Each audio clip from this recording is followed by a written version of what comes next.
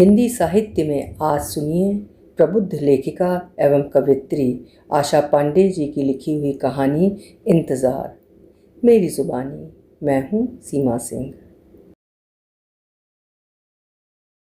लंबे अरसे से उदास बोझिल सी रहने वाली आँखों में इन दिनों उम्मीद की एक किरण चमकती है।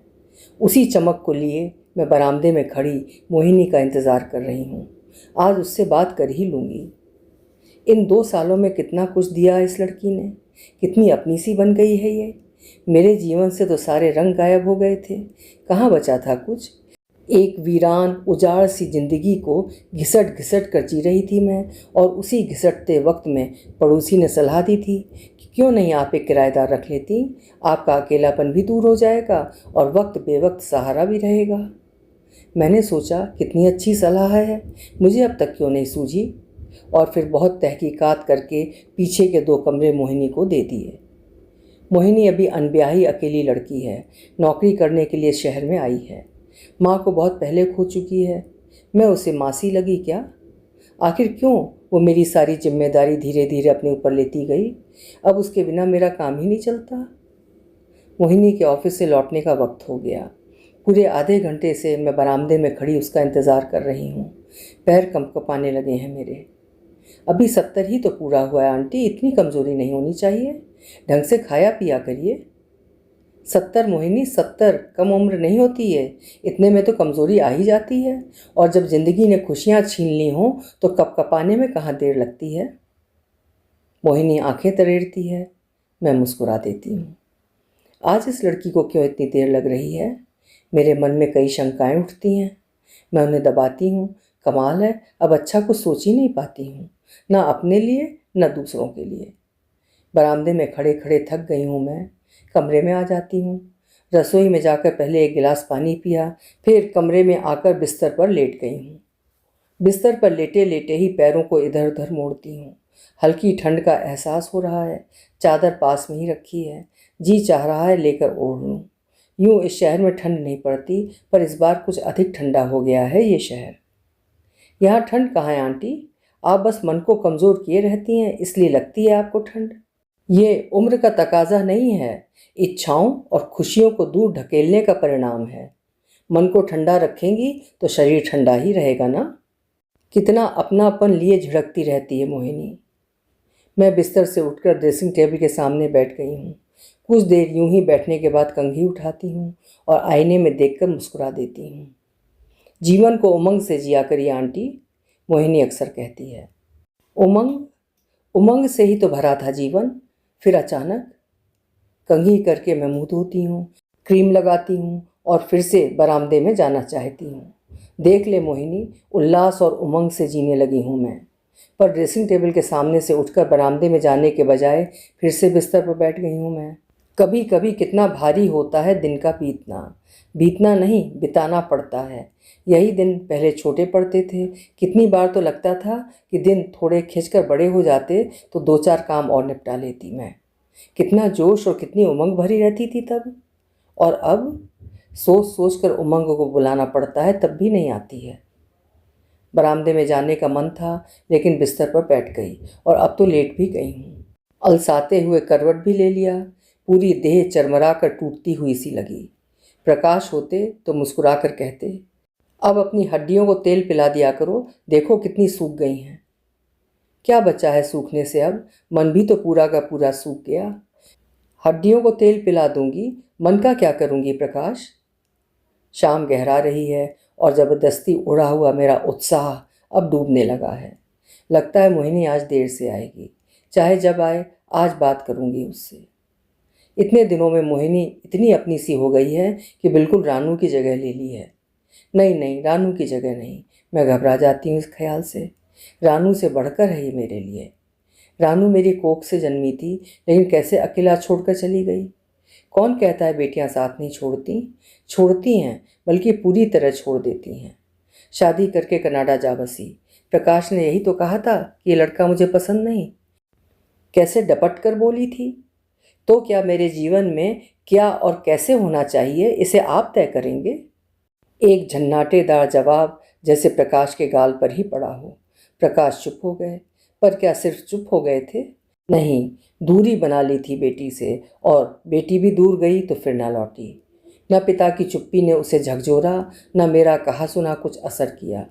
इतने स्वतंत्र विचारों की हो गई थी कि विरोध का एक वाक्य भी नहीं बर्दाश्त कर पाती थी। मैंने ही जन्म दिया था उसे। कभी कभी भ्रम होता है, मैं परंपरागत विचारों वाली और वो एकदम मॉडर्न। संस्कार देने में भूल हुई क्या? अब कौन लेता है संस्कार? न बेटे लेना चाहें न बेटियां। परिभाषा बदल गई है संस्कार की। लोग कहते हैं हमारी पीढ़ी वो पीढ़ी है जिसने अपने से बड़ों का भी सहा है और अपने बच्चों का भी सहना पड़ रहा है। बड़ों का तो सहा, पर बच्चे सहने की गुंजाइश भी नहीं छोड़ते। जरा से विरोध पर छिटक कर दूर खड़े हो जाते हैं। रानू भी तो खड़ी ही हो गई दूर। ममता का कोई स्रोत ही नहीं था उसके दिल में। शादी कर ली तब घर में बताई और एक ही विरोध में दूरी बना ली। उस दिन से चुप ही रहने लगे थे प्रकाश, पर मुझे समझाते, कितना दुखी रहती हो तुम, खुश रहा करो, नहीं तो तुम्हें शुगर हो जाएगा या किडनी विडनी खराब हो जाएगी। जीवन में सिर्फ बच्चे ही सब कुछ नहीं होते कि उनके लिए अपना स्वास्थ्य खराब कर लो। मैं पूछना चाहती थी कि तुम क्यों चुप रहने लगे हो प्रकाश, लेकिन पूछती कैसे? मुझे सलाह देते समय प्रकाश की भीगी आंखें मुझसे छुप कहाँ पाती थीं। सब जानती थी मैं, भीतर ही भीतर घुट रहे थे प्रकाश। और देखो तो, मैं बची रही, किडनी प्रकाश ही खराब हो गई। प्रकाश के जाने पर भी नहीं आई रानू। उसकी एक सहेली के मार्फत खबर भिजवाई थी मैंने। उससे नंबर मांगकर बात भी की थी। कितनी ठंडी आवाज़ थी उसकी। कोशिश करूँगी आने की। कोशिश नहीं बेटा, आओ, तुम्हारे पापा थे। मिन्नतों भरी मेरी आवाज़ भी खाली चली गई। छोटा सा विरोध, इतनी बड़ी दूरी। कहीं वो स्वयं से ही तो नहीं लड़ रही है? जैसे जैसे बड़ी हो रही थी हम लोगों से विरोध रखने लग गई थी। बहुत बार जानना चाहा मैंने, पर हर बार वो चिढ़कर चिल्ला देती थी। मैं चुप हो जाती थी। टीनेज है, सब ठीक हो जाएगा, यही तो सोचते थे हम लोग। रानू को किसी बात की कोई कमी ना हो, इसलिए दूसरा बच्चा नहीं होने दिया प्रकाश ने। इतना प्यार, इतनी ममता लुटाने का ये परिणाम, शायद यही कारण हो। पॉजिटिव सोचा करिए आंटी, मोहिनी अक्सर टोकती है। आपके जीवन में अच्छा समय भी तो आया होगा। रानू के साथ भी तो आपका कुछ अच्छा समय बीता होगा, वो सब याद किया करिए। नाते रिश्तेदार, सहेलियाँ, कितनों के तो फ़ोन आते हैं आपके पास। आप हैं कि अपना दुख ही बतियाती रहती हैं सबसे, कुछ और बात किया करिए। प्रकाश का चले जाना, बेटी का साथ छोड़कर चले जाना, सब भूल जाओ मोहिनी, कैसे? आप तो दुनिया देख चुकी हैं आंटी, जो गया उसको भूलना ही अच्छा है। हकीकत में नहीं आंटी, सपनों की उड़ान में खुशी मिलती है। सपने देखें। जानती हूँ सरल नहीं है ये, मैंने भी बहुत पहले अपनी माँ को खो दिया था, लेकिन जी रही हूँ ना आंटी। हंसती हूँ, खाती पीती हूँ, नौकरी कर रही हूँ, सब कुछ कर रही हूँ आंटी। प्रकाश का चले जाना किसी तरह सह भी लूँ मोहिनी, लेकिन रानू का जीते जी इस तरह दूरी बना लेना।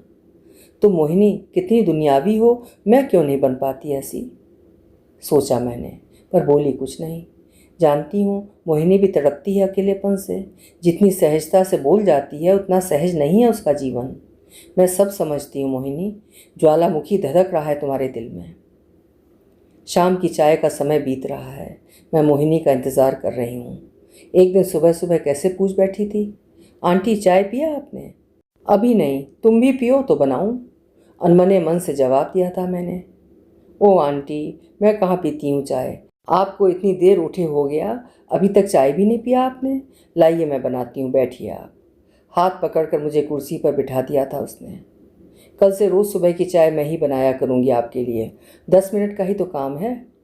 मैं सोचने लगी थी, किस जन्म का रिश्ता है तुमसे मोहिनी, मेरे उठने से लेकर सोने तक की सारी चिंता तुम अपने सिर ले लेती हो। वो दिन कितना अच्छा था जिस दिन तुम मुझे मिली, अब छोड़कर मत जाना। सिहर गई मैं। किराए पर रहने वाली लड़की कितने दिन नहीं जाएगी छोड़कर। आज ना जाने क्यों आने में देर कर रही है। फिर से बालकनी में जाऊं क्या? सोचा मैंने, पर गई नहीं, बल्कि तकिए के सहारे उठंग होकर लेट गई। सामने की दीवार सूनी लगी। जब से वहाँ से पेंटिंग हटी है तब से वो दीवार सूनी ही लगती है। देखने का मन नहीं करता उधर। पेंटिंग हटा कर भी क्या रानू की याद गई मोहिनी? पहले पेंटिंग याद दिलाती थी, अब खाली दीवार याद दिला देती है। रानू ने बड़े मन से बनाया था वो पेंटिंग। माँ की गोद में छोटा सा बच्चा, कहती ये मैं हूँ तुम्हारी गोद में, क्यों बड़ी हो गई रानू? मेरी गोद छोटी पड़ने लग गई थी क्या, जो उतर कर भाग ली इतनी दूर? पेंटिंग देख देख कर मैं रोया करती। मोहिनी ने उतार कर स्टोर में डाल दी वो पेंटिंग। बोली, यहाँ कुछ दूसरा लगाइए आंटी जो आपको सुकून दे, जिंदगी आगे बढ़ने का नाम है। भोली लड़की, एक पेंटिंग उतार देने से क्या होता है? रानू के बचपन से बड़े होने तक के तमाम चित्र जो मेरे सीने में समाये हैं, उन्हें कैसे साफ करूं मैं? पहली हंसी, पहली ठुमकन, पहला वाक्य, छोटे छोटे बाल, कसी कसी दो चोटियों में पीठ पर बस्ता लादे स्कूल जाती या आती रानू, कथक नृत्य की ड्रेस में स्टेज शो पर, बातूनी और फिर धीरे धीरे जिद्दी हो जाने वाला रूप। एल्बम पर एल्बम तैयार है दिमाग में। कितना झाड़ूं, कितना पोंछूं? इन चित्रों की जगह क्या कुछ दूसरे चित्र सजा सकूंगी मैं? और इस दीवार पर मैं यहाँ दूसरा कुछ क्या लगाती रानू? तुम्हारी जगह कुछ दूसरा कैसे हो सकता है? पर ये मोहिनी, क्यों ऐसा लगता है कि इसने कुछ कुछ भर दी है जगह? आज कह ही दूंगी कि थोड़ी कसर और पूरी कर दे। आंटी की जगह मम्मी कहा करे मुझे। असीम विस्तार देने वाला ये शब्द तुम्हारे होते हुए भी रानू मैं सुनने के लिए तरस गई हूँ। पर क्या मोहिनी मानेगी? कहीं नकार दी तो? अपनी मम्मी की जगह किसी और को मम्मी कहना या मानना इतना आसान भी तो नहीं होता। कितने दिन से तो सोच रही हूँ, पर मुँह से निकलता ही नहीं। मोहिनी के नकार का डर बैठ गया है, पर आज कहूँगी। रानू के पुराने एल्बमों से गुजरते हुए रानू की जगह मोहिनी को रखते हुए आंखें बरसती रहीं मेरी, और मैं उन्हें पोंछती रही। इसी बीच न जाने कब झपकी भी लग गई। अभी उठी हूँ, पीछे के कमरे से रोशनी आ रही है। लगता है मोहिनी आ गई है। मैं बिस्तर से उठकर बेसिन के पास जाती हूँ। आईने में अपना चेहरा देखती हूँ। आंसू की लकीरें सूख कर चेहरे को चिपचिपा बना रही हैं। मैं चेहरा धोती हूँ। शुक्र है मोहिनी ने नहीं देखा।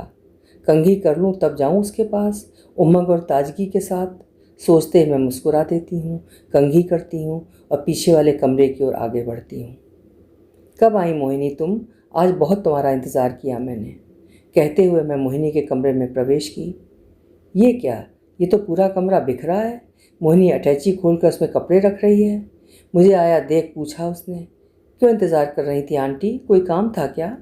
कुछ लाना हो तो बताइए, ला देती हूँ। नहीं, कुछ लाना नहीं है बेटा। तुम ये कपड़े क्यों पैक कर रही हो? और ये पूरा सामान क्यों बिखरा है? मेरा तबादला हो गया आंटी, अगले हफ्ते ज्वाइन करना है। मैंने सोचा थोड़ा थोड़ा सामान पैक करती रहूं तो सब आराम से हो जाएगा। मैं आई तो आप सो रही थी, जगाया नहीं मैंने आपको। मोहिनी बोल रही है, लेकिन तबादला के बाद के सारे शब्द मुझे कहीं दूर से आते लग रहे हैं। मेरा पैर कांप रहा है। मैं चुपचाप कुछ देर अपनी छटपटाहट को छुपाती हुई उसके कमरे में खड़ी रही, फिर पलटकर धीरे धीरे अपने कमरे की ओर बढ़ गई। मोहिनी की आवाज़ मेरा पीछा कर रही है। बताया नहीं आंटी आपने? क्यों मेरा इंतज़ार कर रही थी आप? अभी आप सुन रहे थे प्रसिद्ध साहित्यकार आशा पांडे जी की लिखी हुई कहानी इंतज़ार। उम्मीद है ये दिल को छू लेने वाली कहानी आपको पसंद आई होगी। पसंद आई हो तो लाइक और हाइप ज़रूर करिएगा। कल फिर मिलते हैं। आपका समय शुभ हो।